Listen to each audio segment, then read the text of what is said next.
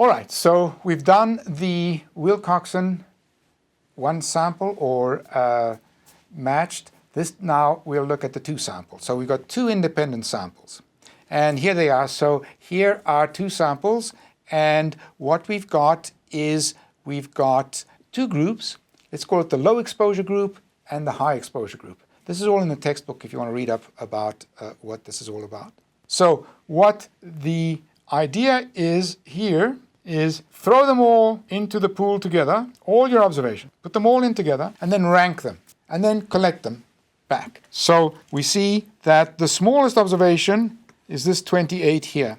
The next smallest one is this one, 2, is this 34.5. The next smallest, 3, is the 35. Then the next smallest, well, they tied, and so they each get 4.5. So the next one down is the one with the 6, then the 7, the 8, the 9, and so on. So you've understood. Throw them all in, rank them. Then look at the total ranks in the one sample, look at the total ranks in the other sample. If the two samples are the same size, then these two should be roughly the same if the null hypothesis of no difference is correct. Right? That's exactly like we did with the t. The only difference is that with the ranks, we've got much more control about the variances. We know how to handle that and everything. But here they are. So here is the recipe. Throw them all in and then rank them. So these are the overall ranks. Then look at the sum of the ranks in one of them. Doesn't matter which one you choose, just choose one of them.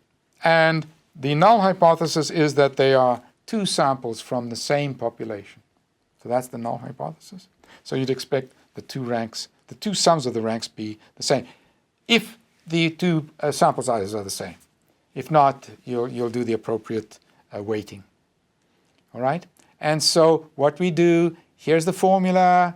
We can get our approximate standard normal and so on. And in this example, the p-value is 0.186. We don't reject the null hypothesis. But it's rather straightforward. But one thing I wanted to pay attention to is if we looked at the data itself without doing the ranking. So before today, before learning about this stuff, what would you do? You might do a t-test. All right, so you might summarize, here are the means for the low exposure group and the high exposure group. So there were 21 in the low exposure group, 18 in the high exposure group. The mean are 49.3, 46.2, and here are the standard deviations. They look approximately equal, maybe not, but you know, we would do the appropriate t and go ahead. Now, unfortunately though, we would say, wait a minute, if I were to do the t, I would really want approximate normality of my data. So let me look and see how approximately normal is my data. Well, if I look at the low exposure group, here it is, it does not look very normally distributed. I look at, you can see I've superimposed a normal curve there. I've superimposed a normal curve, doesn't look very normal. Even when I combine the two, they don't look too normal. So, you know, maybe we shouldn't be doing the t-test, but doesn't matter. We're halfway there, so let's do it. And now, here's the rank sum. If we did the WILCOXON rank sum, we see that the p-value is 0.1849, whereas if we do the t-test, so if we do the t-test, the p-value is 0.198. So, point is that in this example, even though the normality assumption looks like it's quite violated, we still get roughly the same answer. So it looks like the t is a little bit more robust than we had first thought of. Okay, but be careful how you handle that stuff. You know, you got everything on the computer. Might as well do. And there's 3 ways of doing something. Do it 3 ways, and then see if you get the same answers the 3 different ways, or whether you're going to have to realize, why am I getting different answers different ways I'm doing it. All right. So finally, in summary, When should we use the WILCOXON? When should we use student's T?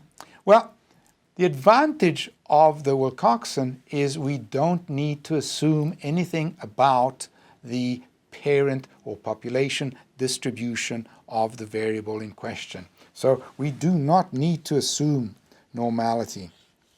That's the advantage of the WILCOXON. Okay, so the WILCOXON is more robust. But you're not going to get something for nothing. So how do we pay for this? Well, here's the disadvantage. If, in fact, you were justified in making your normality assumption, so if, in fact, you could use the T, how much do you lose? And the answer is not that much. When, in fact, you have normal data, the WILCOXON is about 95% efficient. So, you know, if you've got 20 observations, the WILCOXON is about as efficient as if you had 19 observations and use the T appropriately. So it's up to you. It's up to you. You know, I like the WILCOXON, and as I said, it's not that expensive, and it's a good backup to see if what I've done is you know, is I'm getting a totally different answer than I would have had I used the T.